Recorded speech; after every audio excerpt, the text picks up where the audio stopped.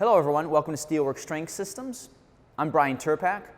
Unless you're an athlete who's training for a very specific sport, your strength and conditioning program should be focused on balanced fitness and fitness for the long term.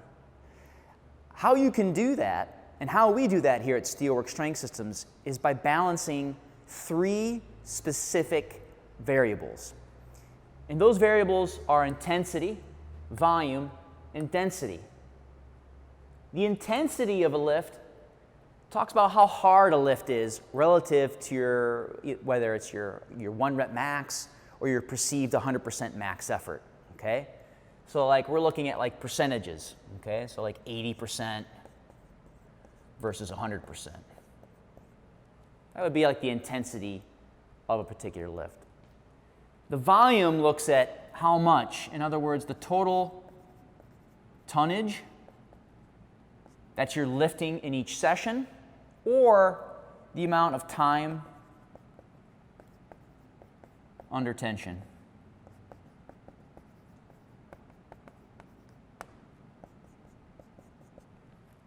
And then last but not least, we have density. How often? So like say, for instance, you have the squat. Are you squatting 3 times a week? 2 times a week? 3 times a week? 5 times a week? Let's take a look at an example that kind of encapsulates each of these 3 variables a little bit more specifically. So let's take a look at an example that will give us some context in terms of how we can manipulate these 3 variables for a specific client. So let's just use client A. And client A, their back squat tests way higher than their deadlift. Well, we all know that a deadlift, you should be able to deadlift more than you squat. So we're going to spend some more time doing deadlifts throughout this particular training program. Okay? Some other relevant information, their training age is less than a year old. So they're relatively new. So with that being said, we want to be able to keep their intensity a little bit lower.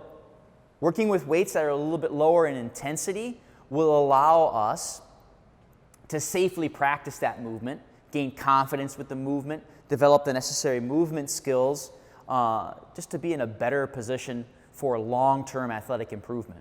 So if we look at this example, 3 times 10 at 100 versus 3 times 5 at 200. So if we look at it from a volume standpoint, the volume, the amount of weight lifted, is the same, 3,000 pounds for both. Okay? Again, this is the volume that we're looking at in the particular session. Okay? However, if we look at the intensity,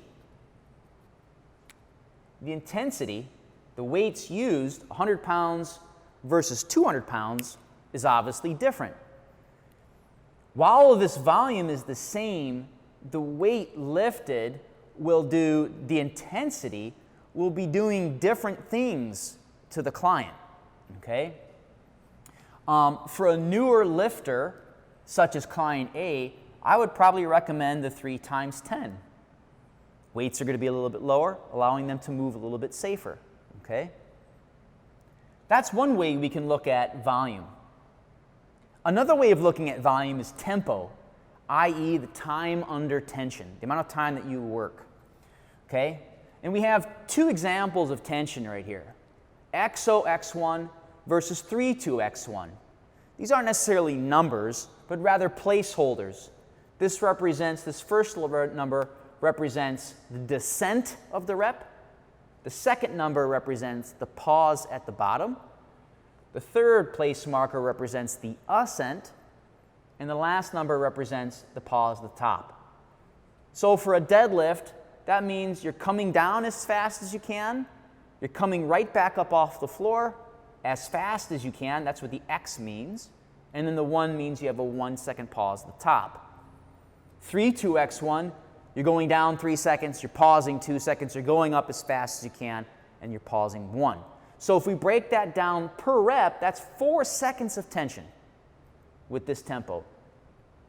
This tempo would be 7 seconds of tension per rep. If we use the same rep scheme setup here, you're looking at 40 seconds of tension per rep. I'm sorry, per set.